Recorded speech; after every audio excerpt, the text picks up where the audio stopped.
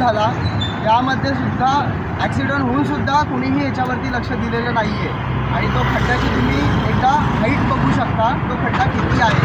दहीहंडीच्या दिवशी इथून 4 वेळा लोकप्रतिनिधी गेले असतील, रोज दिवसातून 10-12 फेऱ्या होत असतील, पण ह्या खड्ड्याकडे कोणीही लक्ष देत नाही आहे।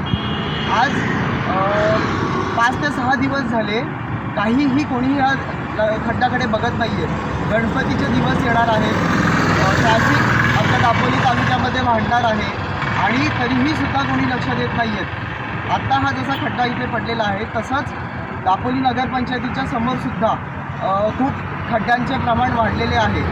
तर लवकरात लवकर येत्या 4 दिवसामध्ये हे खड्डे at least S B I bank आहे आपली दाभोळ रोडची, त्यासमोरचा हा खड्डा येत्या 4 दिवसामध्ये भरून काढावा, अन्यथा आम्ही त्याच्यामध्ये वृक्षारोपणाचा कार्यक्रम करू।